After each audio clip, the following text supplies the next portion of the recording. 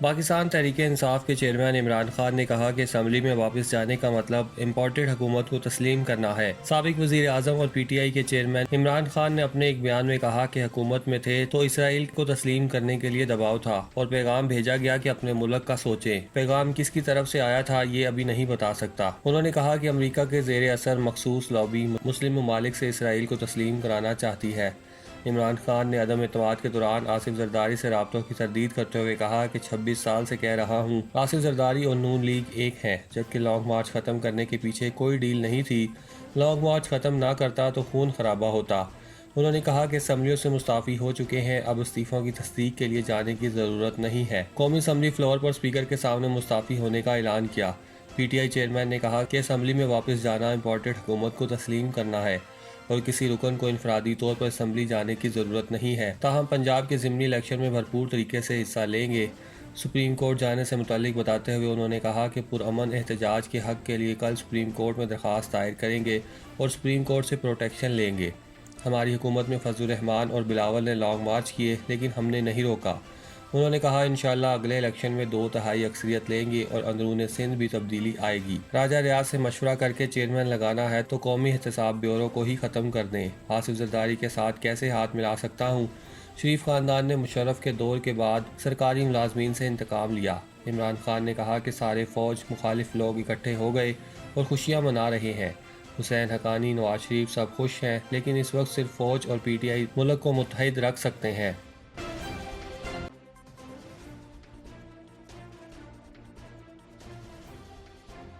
لاہور میں انسداد منشیات کی خصوصی عدالت نے منشیات برآمدگی کیس میں وفاقی وزیر داخلہ رانا ثناءاللہ کو فرد جرم کے لیے طلب کر لیا اور فرد جرم کی کارروائی کے لیے 25 جون کی تاریخ مقرر کر دی۔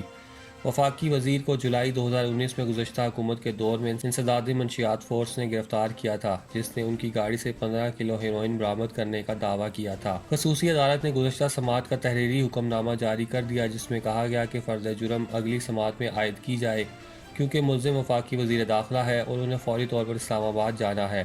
حکم نامے میں کہا گیا کہ ریاستی پراسیکیوٹرز نے ہچکچاہٹ کا مظاہرہ کیا لیکن پھر عدالتی حکم پر رضامندی ظاہر کر دی۔ ان حالات میں کیس کی مزید سماعت 25 جون تک ملتوی کی جاتی ہے۔ دوسری جانب عدالت نے رانا ثناءاللہ کی پراپرٹی اور بینک اکاؤنٹس کھولنے کی درخواست پر ایف آئی اے سے جواب طلب کر لیا۔ گزشتہ سماعت کے دوران رانا ثناءاللہ کے وکیل نے دلائل دیتے ہوئے کہا تھا کہ اے این ایف نے ان کے موکل پر گزشتہ 10 سال سے منشیات کا کاروبار کرنے کا الزام لگایا تھا، لیکن ان کے منجمد اثاثے اور بینک اکاؤنٹس اس سے پہلے ہی برقرار رکھے گئے تھے۔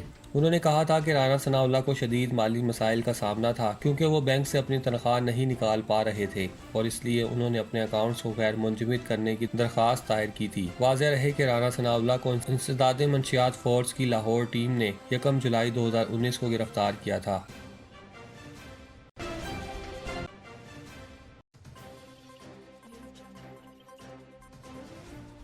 وزیر اعظم شہباز شریف 3 روزہ دورے پر ترکی پہنچ گئے۔ وزیر اعظم کا عہدہ سنبھالنے کے بعد ترکی کا یہ پہلا دورہ ہے۔ سرکاری نیوز ایجنسی کے مطابق انقرہ ایئرپورٹ آمد پر وزیر اعظم محمد شہباز شریف اور ان کے وفد کا ترک وزیر دفاع اور اعلیٰ حکام نے پرتپاک استقبال کیا۔ اس موقع پر وزیر اعظم محمد شہباز شریف کو گارڈ آف آنر پیش کیا گیا۔ وزیر دفاع خواجہ محمد آصف، وزیر اطلاعات و نشریات مریم اورنگزیب، وزیر سرمایہ کاری بورڈ چودھری صالح حسین، معاونین خصوصی طارق فاطمی اور فہد حسین بھی وزیر اعظم کے ہمراہ ہیں۔ وزارت عظمیٰ کا منصب سنبھالنے کے بعد وزیر اعظم شہباز شریف کا ترکی کا یہ پہلا دورہ ہے۔ وزیر خارجہ بلاول بھٹو زرداری بھی ترکی پہنچیں گے۔ دورے کے دوران وزیر اعظم شہباز شریف کی صدر رجب طیب ایردوان سے بالمشافہہ ملاقات ہوگی، جس کے بعد وفود کی سطح پر بات چیت کا انعقاد ہوگا۔ پاکستان اور ترکی کے درمیان دو طرفہ تعلقات کے تمام پہلوؤں کا جائزہ لینے کے علاوہ دونوں رہنما علاقائی اور عالمی امور پر تبادلہ خیال کریں گے۔ دونوں رہنما اجلاس کے بعد ذرائع ابلاغ سے مشترکہ خطاب بھی کریں گے۔ صدر ایردوان وزیر اعظم کے اعزاز میں عشائیہ بھی دیں گے۔ رواں برس پاکستان اور ترکی کے درمیان سفارتی تعلقات کے قیام کی 75ویں سالگرہ بھی منائی جا رہی ہے۔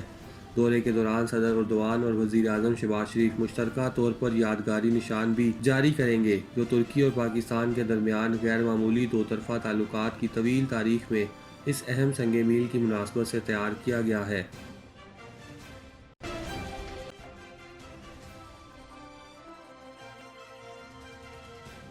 ملک بھر میں یوٹیلیٹی سٹورز پر مختلف برانڈز کے گھی اور کوکنگ آئل کی قیمت میں کئی گنا اضافہ کر دیا گیا۔ اس حوالے سے نوٹیفیکیشن بھی جاری کر دیا گیا ہے۔ نوٹیفیکیشن کے تحت مختلف برانڈز کے گھی اور کوکنگ آئل کی قیمتوں میں کئی گنا اضافہ کیا گیا ہے۔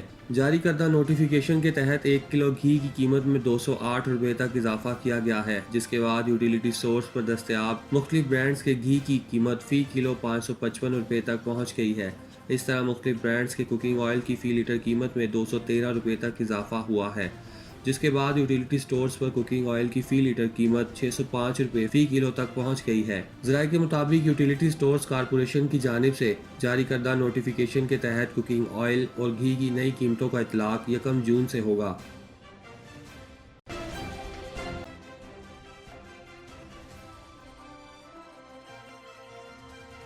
وفاقی تحقیقاتی ادارے FIA نے ملک میں دنیا کی سب سے بڑی سوشل ویب سائٹ فیس بک کے دفاتر کھولے جانے کی خبروں پر وضاحتی بیان جاری کر دیا۔ FIA نے اپنی ٹویٹ میں واضح کیا کہ فیس بک کی جانب سے پاکستان میں دفاتر کھولے جانے کی خبروں میں کوئی صداقت نہیں۔ بیان میں سوشل ویب سائٹ کی جانب سے ملک میں دفاتر کھولے جانے کی خبر کو جھوٹا قرار دیا گیا اور ساتھ ہی واضح کیا گیا کہ بعض نشریاتی ادارے FIA کے ترجمان کے نام سے غلط خبریں چلا رہے ہیں۔ بیان میں FIA ترجمان کے حوالے سے ملک میں فیس بک کا دفتر کھولے جانے کی جھوٹی خبروں کی مذمت کی گئی اور کہا گیا کہ ایسی خبریں تصدیق کے بغیر چلائی گئیں۔ FIA کی وضاحت سے قبل بعض نشریاتی ادارے نے وفاقی تحقیقاتی ادارے کے ترجمان کا نام لیے بغیر بتایا تھا کہ فیس بک جلد ہی پاکستان میں دفتر کھولنے کا ارادہ رکھتا ہے۔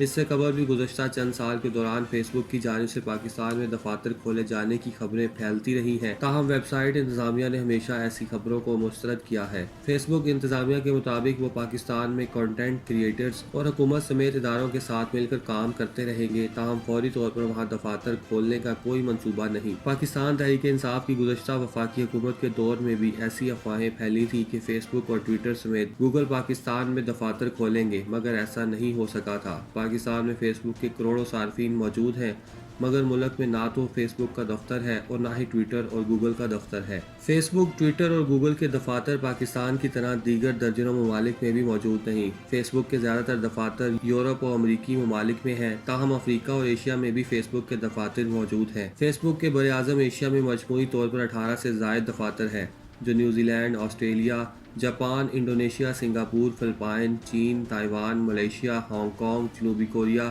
اور بھارت میں موجود ہیں۔ حیران کن طور پر فیس بک کے پڑوسی ملک بھارت میں 5 دفاتر ہیں، جو کہ ممبئی، دلی، بنگلور، حیدرآباد اور گڑگاؤں میں موجود ہیں۔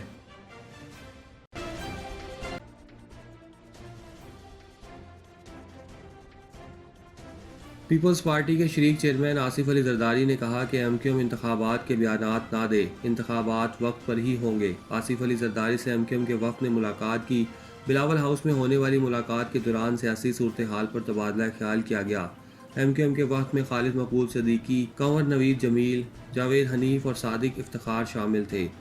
آصف زرداری کے ہمراہ وزیر اعلیٰ سندھ سید مراد علی شاہ، ناصر شاہ، سعید غنی، مرتضیٰ وہاب اور دیگر بھی موجود تھے۔ ذرائع کا کہنا ہے کہ ملاقات میں سندھ میں بلدیاتی نظام میں ترامیم اور نئی قانون سازی سمیت دونوں جماعتوں میں ہونے والے معاہدے کے نکات پر اب تک کی گئی پیش رفت کا جائزہ لیا گیا۔ دونوں جماعتوں میں اتفاق رائے ہوا کہ بات چیت سے جلد تمام امور طے کیے جائیں گے۔ ذرائع کے مطابق آصف زرداری نے کہا کہ MQM انتخابات کے بیانات نہ دے، انتخابات وقت پر ہی ہوں گے، آگے بھی مل کر چلیں گے۔ ہم کشتیاں جلا کر آئے ہیں، اب بھی کوئی پیچھے کیوں ہٹے گا؟ ملک کی معاشی صورتحال خراب ہے، پہلے اسے ٹھیک کرنا ہے۔ عمران 25 مئی کو بھی ناکام ہوا، آگے بھی ناکام ہوگا۔ MQM رہنما نے شکایت کی کہ زرداری صاحب، ہمارے ساتھ کیے گئے معاہدے پر آپ کی سیکنڈ لیڈرشپ پیش رفت نہیں چاہتی۔ بلدیاتی انتخابات بھی ملتوی ہو رہے ہیں، ہمیں ایڈمنسٹریٹر کراچی سمیت معاہدے میں شامل نکات پر عمل درآمد چاہیے۔ آصف زرداری نے یقین دہانی کرائی کہ وزیر اعلیٰ سندھ مراد علی شاہ کل آپ کے مسائل پر بیٹھیں گے، پیش رفت ہوگی۔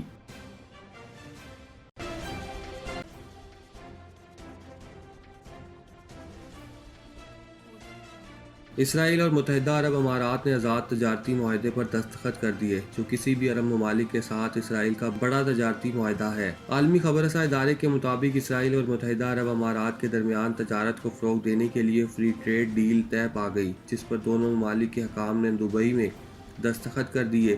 یہ معاہدہ مہینوں پر مشتمل مذاکرات کے بعد طے پایا۔ ایک تقریب میں آزاد تجارت کے معاہدے پر دستخط کی تصدیق متحدہ عرب امارات میں اسرائیل کے سفیر عامر حائق نے اپنے ٹویٹ میں بھی کی۔ وہ پہلے ہی اس معاہدے کو خطے میں تجارتی فروغ کا سنگ میل قرار دے چکے ہیں۔ اسی طرح اسرائیل میں متحدہ عرب امارات کے سفیر محمد الخجا نے کہا کہ یہ معاہدہ ایک بے مثال کامیابی ہے۔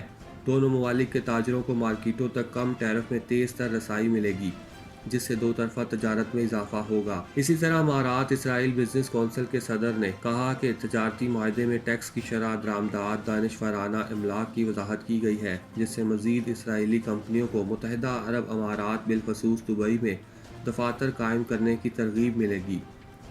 واضح رہے کہ امریکہ کی ثالثی میں 2020 کو متحدہ عرب امارات نے اسرائیل کے ساتھ سفارتی اور تجارتی تعلقات بحال کر لیے تھے اور دونوں ممالک کے درمیان دو طرفہ تجارت میں اضافہ ہوا تھا۔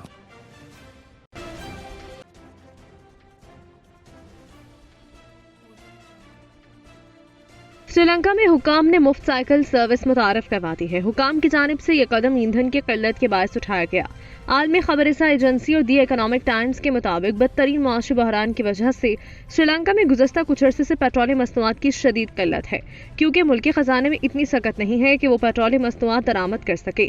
سری لنکا میں گزشتہ دنوں حکام نے باقاعدہ یہ اعلان بھی کیا تھا کہ ملک میں صرف ایمبولینس سروسز کے لیے ہی پیٹرول کا ذخیرہ رہ گیا ہے، اور چونکہ ہمارے پاس مزید پیٹرول خریدنے کی سکت نہیں ہے، اس لیے کولمبو کی بندرگاہ پہ لنگر انداز بحری جہاز کے مالکان نے پیٹرول اتارنے سے انکار کر دیا ہے۔ اس ضمن میں سری لنکا کے وزیر خزانہ کا پارلیمنٹ میں کہنا تھا کہ بحری جہاز کے مالکان کے پہلے کے بھی بقایا جات ہیں جو ہم تاحال ادا نہیں کر سکے۔ خبر رساں اداروں کے مطابق کولمبو کی مرکزی بندرگاہ میں حکام نے ذرائع نقل و حمل کے لیے مفت سائیکل سروس متعارف کروا دی ہے۔ میڈیا رپورٹس کے مطابق پورے ملک میں لوگوں کو گھنٹوں قطار میں ایندھن کی خریداری کے لیے لگنا پڑتا ہے۔ سری لنکا پورٹس اتھارٹی کے چیئرمین پرسنتھا جیامنا کا اس حوالے سے کہنا ہے کہ مفت سائیکل سروس متعارف کروانے کا بنیادی مقصد کولمبو کی بندرگاہ میں پیٹرول کو محفوظ کرنا ہے۔ پرسنتھا جیامنا نے کہا کہ بندرگاہ آنے والوں کی سہولت کے لیے غیر استعمال شدہ ریلوے لائن کے ساتھ ایک سائیکل ٹریک بھی بنایا ہے تاکہ وہ دوسری گاڑیوں کے بجائے سائیکل استعمال کریں۔ انہوں نے بتایا کہ بندرگاہ کے ذریعے چلنے والی شپنگ لائنز نے اس سروس کو شروع کرنے کے لیے 100 سائیکلیں عطیہ کی ہیں۔ ان کا کہنا تھا کہ بندرگاہ سری لنکا کو درپیش معاشی پریشانیوں سے محفوظ ہے اور کارکنوں کو اپنے ذخائر سے پیٹرول فراہم کر رہی تھی۔ Chairman Sri Lanka ports authority نے کہا کہ ہم اپنا کام معمول کے مطابق کر رہے ہیں کیونکہ ہمارے پاس ایندھن کا اسٹاک موجود ہے۔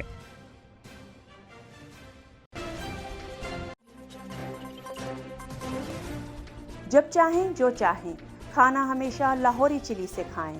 لذیذ، تازہ، صحت بخش کھانوں کی وسیع variety. Lahori chili restaurant and sweets, 1026 Coney Island Avenue, Brooklyn, New York. Manager Aman Ullah Farooqui, 9294342698، 718-859-1400۔